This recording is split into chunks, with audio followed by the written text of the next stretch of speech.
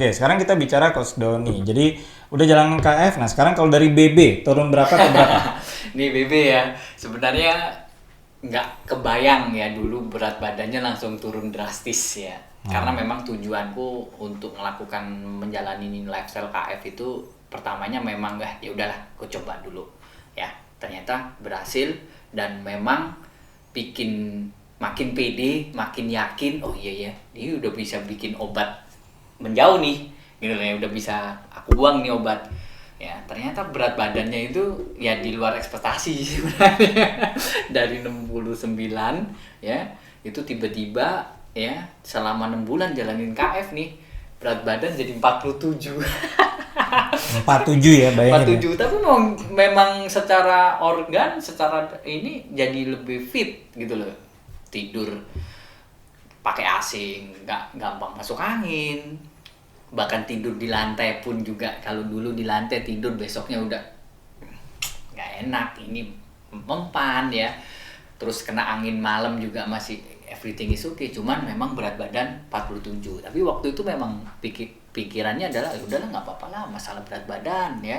Toh nanti ada beberapa warrior yang bilang ke saya bilang ke aku waktu itu, nanti balik lagi kok menyesuaikan dengan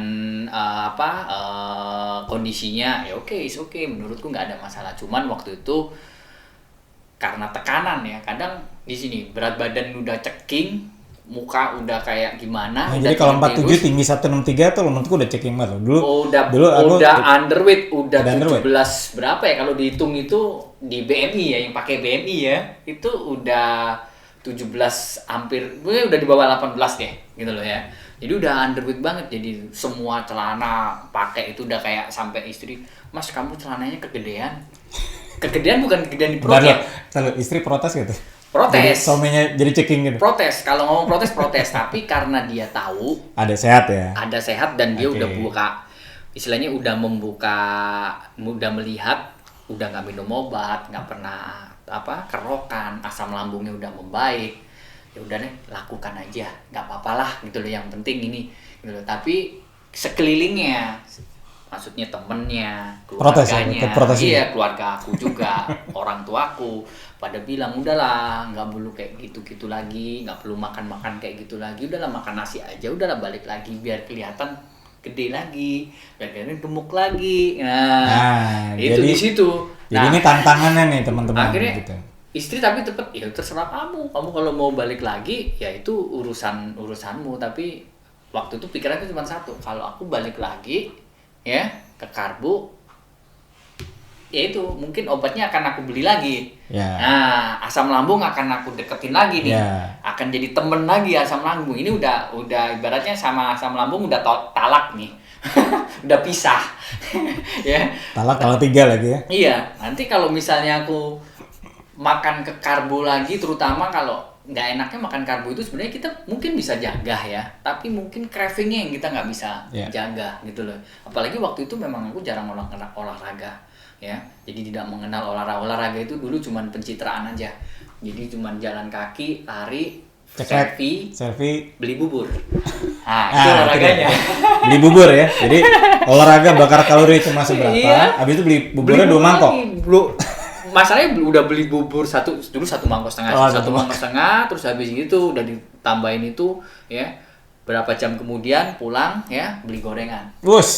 Itu udah kelakuan itu. Ini dia. Itu udah kelakuan. Ini sebenarnya adalah kebiasaan orang Indonesia sebenarnya gitu. Jadi makan gorengan, makan bubur, akhirnya jadi kebiasaan. Nah itu, ya aku takutnya kayak gitu lagi. Ya udah akhirnya tetap aja lah ke KF, tapi dicari caranya untuk gemuk. Nah akhirnya lihat postingan di Mas Tio ya, salah founder KF, aku ngeliat kok olahraganya nggak pernah lari ya, kok ini olahraganya nggak dulu. Jadi dulu pada sudah checking gitu lari olahraganya? Lari. Sebelum ngerasa waktu aku mau ceritain dulu nggak pernah bisa tembus 5 kilo, ini 15 kilo dengan tenaga keton. Iya, 3 bulan aku jalanin KF ya, itu bisa lari 15 kilo. 15 kilo. Sebelumnya boro-boro 15 kilo. 5 kilo aja ya paling mentok cuma 3 kilo itu udah. Ini bisa 15 kilo. Aku juga heran. Mantep dong. gitu loh. Ya akhirnya ya nggak tahu ya, mungkin karena lari itu akhirnya bikin bagian tirus, jadi setelah lebaran jadi 47, semua baju yang tak pakai itu udah nggak ada yang, meskipun ukurannya M atau S semua kegedean semua. Kalau dulu baju ya singsetnya di bawah karena perutnya gede. Ini sekarang waduh, di sini juga singset, di bawah juga singset. Sampai istri bilang, "Mas, celanamu kamu apa kecilin lagi lah," gitu loh. "Loh kenapa?" gitu loh. Ininya kayak orang pakai baggy gitu loh, kayak orang pakai celana yang kombor gitu loh, padahal celananya ini celana yang tak pakai, yang celana ini, jadi nggak ada pun. Ya udahlah, akhirnya lihat-lihat, loh kok ini Mas Tio ini olahraganya kok nggak pernah lari, paling olahraganya cuma jalan kaki doang. Terus habis gitu, wah olahraganya kok banting-banting, nunjukin pakai latihan beban. Nah akhirnya dari situ, wah pas lihat posting-postingan ternyata memang challenge-nya adalah untuk meningkatkan berat badan itu nggak bisa cuma mengandalkan ekses dari makanan, harus ada demand lain. Oh latihan beban, wah berarti aku harus latihan beban ini. Akhirnya masuk ke grup Keto Fitness, lihat latihan-latihan, meskipun awal-awal itu dulu ya kalau dibilang ya asal latihan aja, tapi ya memang nggak ngimpact gitu loh ya. Tapi udah tahu nih caranya, oh ya harus latihan beban. Ngomong lah ke istri, wah harus latihan. Akhirnya beli dumbbell, beli resistance band, karena waktu itu masih pandemi kan ya. Gym masih banyak yang tutup, belum ada yang buka. Berarti 2020 ya? 2020, habis lebaran 2020, new normal pertama kali. Nah akhirnya pakai itu ya. Ya cuman nambah, akhirnya mulai menampakkan hasil tuh. Jadi yang 47 jadi 49, nambah 2 kilo ya. Nah ya menurutku masih nambah 2 kilo itu masih wah sesuatu yang ini, begitu gym dibuka ya udah dengan tetap KF ya, jadi nggak beli karbo lagi, nggak makan karbo ya? Lagi. Bahkan waktu di gym pertama itu udah dilihatin orang, ini orang ceking amat gitu ya. Waktu pertama itu udah ceking sama. Cuma dulu posisiku 62, kalau ini 47, ini lebih parah lagi. Enggak, pas waktu masuk itu 49. 49 ya. Waktu masuk itu 49. Ya waktu itu belum di gym yang mega gym ya, masih di gym kecil ya. Gym kecil kan karena nggak ada PT-nya ya, nggak ambil PT. Wah asal-asalan, namanya ego ya. Ngelihat orang lain, set dia aja bisa sanggup lat pull down 30 kilo, masa gue lat pull down cuma 5 kilo. Akhirnya lat pull down 25 kilo, cedera. Cedera, akhirnya ikut ke kelasnya Coach Ebi ya. Waktu itu ikut kelasnya Coach Ebi, tapi begitu gym buka, akhirnya coba gym gede buka, akhirnya datanglah ke gym Osborne, daftar, dikasih personal trainer fee, terus habis gitu ya udahlah cobain juga karena ini ya ada promo, ya udah. Disuruh makan nasi, disuruh makan pisang gitu. Latihan dulu. Makanya pasti ditanya, udah makan belum Mas? Oh iya, yang lucu adalah pertama kali pas waktu itu kalau ambil PT pasti nanya gitu tuh. Pas waktu pertama kali waktu itu ada yang nanya marketingnya atau apa ya, udah makan jam berapa Mas terakhir? Saya bilang terakhir, jujur dong, terakhir jam sekian. Waduh, wah harus makan dulu ya. Akhirnya aku jelasin lah di situ. Sampai waktu itu dikasih whey juga ya, tapi pas tak lihat kandungannya buset. Kayaknya gainer nih. Gainer. Kalau udah karbo yang tinggi udah gainer. Gainer. Wah, gua nggak mau. Ya udah, aku jelasin lah ke PT-nya, Mas, coach bukannya aku sombong ya, gitu loh. Cuman memang dia bilang kalau kamu nggak makan kayak gini-gini nanti nggak bisa gede badan, gitu loh. Ya, lama nanti gedenya. Aku bilang tujuanku melakukan pola itu ya ketofastosis bukan untuk nurunin berat badan, tapi untuk terapatik. Gitu loh. Nggak mau badannya kayak yang kayak gitu gede, tapi asam lambung sering jadi berteman dengan asam lambung, ya ngapain gitu loh. Ngapain harus badan gede kalau inflamasinya. Oke, terus akhirnya coachnya gimana? Bisa paham tuh? Paham akhirnya, karena kan dia kan orangnya, alhamdulillahnya dia juga maksudnya oh ya udah nggak apa-apa gitu loh. Jadi terserah deh pola makan terserah, yang penting resiko tanggung lu sendiri ya gitu loh. Badan gede ntar misalnya udah 10 kali udah 3 kali udah ini, yang penting ini kasih tahu dulu. Akhirnya ya udah, supaya dia ini kita kasih 3 kan free kan, biasanya ada 3 itu ya. Ya udah Pak ya, kasih jalanin, pokoknya benerin aja lah gerak-gerakannya kayak gimana. Akhirnya ya udah ya diajarin gini, ya udah akhirnya rutin lah ke gym. Lama-lama ya udah naik. Akhirnya dari situ mulai belajar nih. Oke. Belajar masalah dunia fitness. Yang dulunya nih, yang dulunya itu ada temen yang bodinya bagus ya, layak bodybuilder, mesti aku bully. Lu ngapain sih ngabisin waktu di gym? Ya. 10 tahun kemudian jadi dia aku. Jadi akhirnya jadi tertarik lah di dunia fitness gitu loh ya. Karena tetap di ini tapi tetap menjalankan pola KF. Karena masih banyak ya, aku kadang kalau ngeliat di gym ya, jujur ya, latihan nge-gym udah pakai baju kayak gini tapi di belakang kelihatan nih ada merahnya. Ya, biasanya dia pakai singlet yang kelihatan banget tuh ya. Ya. Tekrokan. Ada enggak, krokan. karena nggak ada krokan. Iya. Tiba-tiba dia nge-gymnya pakai baju. Karena apa? Di belakang nih. Tapi lehernya kan tetap nggak bisa dibohongin. Nggak mungkin dia nge-gym sampai di leher. Banyak. Oh ya, banyak. Jadi juga. kayak gitu. Jadi itu yang aku nggak mau gitu loh. Jadi ada beberapa yang emang bisa ya gitu bikin ini gitu loh. Jadi awal-awalnya sampai akhirnya ketemu juga ngobrol-ngobrol. Karena kan waktu itu baru awal-awal ya, baru 3 bulan 4 bulan, ya jelas lah ya. Angkatan harus aku mulai dari nol ya. Yang misalnya 5 kilo, 10 kilo ya nggak mungkin dong gitu loh, dengan masih baru menjalankan terus aku langsung latihan kuat ngangkat beban 40 kilo gitu ya, contoh bench press gitu, ngangkat 40 kilo ya kan nggak mungkin ya.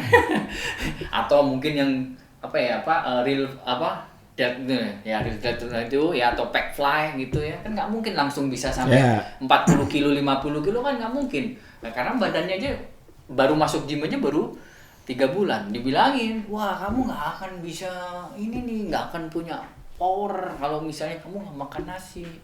Nah, jadi ini biasa mindset di tempat gym ya. Jadi teman-teman kalau teman-teman yang terutama melakukan KF atau keto gitu, yang mau nge-gym gitu, ya lebih baik bilang aja nggak apa-apa, kita pola makannya beda, yang penting ngajarin aja untuk cara latihan. Nah gitu. Dan bagi teman-teman yang melakukan gaya hidup rendah karbo ini, nggak usah khawatir karena tenaga tetap akan ada. Ya kenapa? Karena justru dengan ketosis itu ya otak kita bisa konstan. Ya jadi sebenarnya tenaga itu sebenarnya yang paling utama adalah dari otak dulu. Nah, jadi kenapa otak ini justru malah makin bagus ya pada saat kita ketosis gitu ya. Karena keton itu 24 jam. Tidak tergantung dari asupan gitu ya. Nah, jadi makanya kenapa dalam kondisi fasting pun ya tetap bisa kita melakukan latihan beban segala macam. Nah, itu terjadi karena hal tersebut. Nah, jadi kembali dengan pengalaman dari Coach Doni ini adalah kalau yang memang udah body fatnya sudah tipis gitu ya, jangan main kardio gitu ya. Kenapa? Karena makin body fatnya makin tipis lagi gitu. Dan kebetulan kalau dari tipenya Coach Doni itu adalah namanya ectomorph gitu ya. Jadi ectomorph ini tipe badan yang metabolismenya memang cepet gitu ya. Dan sangat sensitif dengan gerak gitu ya. Jadi makin geraknya makin banyak kalorinya yang juga keluar dan mudah sekali gitu. Nah, jadi memang fokusnya gimana? Fokusnya memang harus latihan beban. Gitu. Kardionya juga akhirnya yang tadinya kardio bukan berarti nggak boleh kardio ya, bukan. Tapi nggak boleh kelamaan. Jujur pas waktu naikin berat badan ya, dari 49 ya masuk gym sampai di 57, 58 ya waktu itu ya, itu mostly saya nggak pernah kardio khusus. Jadi kardionya ya udah, kalau misalnya saya jalan dari rumah ke parkiran atau dari tempat mana parkiran, atau dari misalnya ke Superindo mau nyari menu hewani, mau nyerok ikan atau mau nyerok daging, itu udah tak anggap sebagai kardio. Nah, nggak perlu misalnya jalan di treadmill sampai 30 menit, 10 menit, itu nggak pernah sama sekali dilakukan. Karena waktu itu pas di PT-nya pun juga bilang, kamu jangan kardio. Tapi dia meyakini waktu itu kalau misalnya dari badan kayak gini terus bikin bagus, itu nanti bagusnya bagus banget dibanding dari gendut. Kita masuk ke gym ya, untuk membentuk itu butuh effort yang lumayan tinggi, dia bilang gitu. Nah, jadi kardio yang dilakukan ya untuk tipikal badan ectomorph yang memang metabolismenya sangat tinggi dan sensitif ya dengan bergerak, memang ya dihitung dengan pergerakan biasa aja gitu. Ya jadi ada juga kasus yang misalnya dia ektomorf gitu, terus dia memang udah keburu underweight gitu ya. Terus kemudian pada saat sudah mulai nge-gym kayak nggak naik-naik segala macem. Nah ternyata usut punya usut, pekerjaan yang dilakukan juga melibatkan aktivitas fisik gitu loh. Bergerak hampir setiap hari gitu ya, bahkan 3-4 jam itu moving terus. Nah disitulah yang kemudian terjadi juga pembakaran kalori yang terlalu banyak gitu ya. Nah jadi ada istilahnya adalah kalori yang terbakar dari exercise ya, ada namanya NEAT, non exercise activity thermogenesis gitu loh.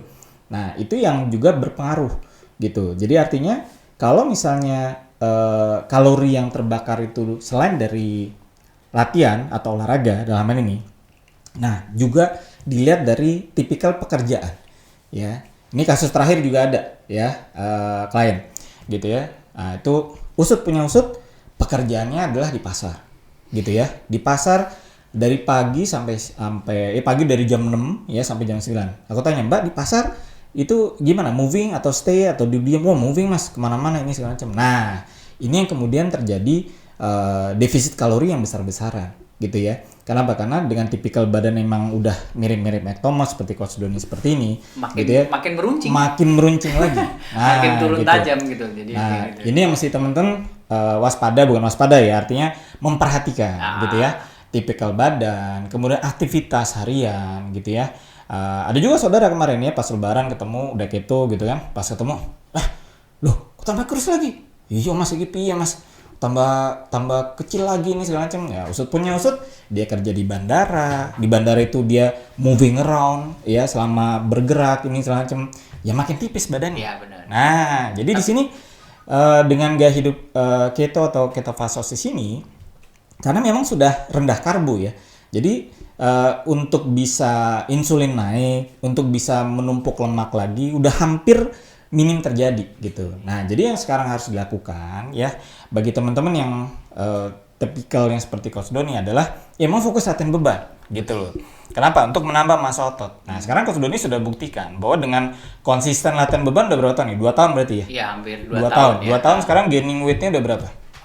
Terakhir dari 47 ya? 47 start. Dari 47 sekarang itu udah 60. Tuh 60 berarti sudah 13 kilo ya, 13 kilo. Nah 13 kilo kenaikan BB dalam waktu 2 tahun ya, dan ini itu butuh waktu yang lama loh. Butuh waktu yang lama. Nah ini yang sering terjadi mindset yang kurang tepat di antara para pelaku keto gitu ya. Pengennya cepat karena berasa pada saat sudah keto atau ber-KF gitu ya, udah ngurangi karbo itu turunnya bisa cepet banget tuh. Ya fat loss. Jadi kalau jujur kalau aku bisa bilang ya teman-teman, untuk urusan fat loss itu cepet keto is the best ya. Mau dibandingin dengan diet apapun, keto is the best. Dan ada 2, bukan hanya itu tadi, bukan yang fat loss. Yang kedua adalah bisa dibuktikan dengan ya hasil lab bahwa perbaikan metabolisme juga makin bagus. Di Binaraga.net, kami selalu percaya bahwa setiap orang pasti bisa memiliki tubuh yang ideal dan sehat. Dengan subscribe, like, dan share video ini, Anda turut membantu membangun Indonesia sehat dan kuat. Salam Jelas Fitness, saya JP.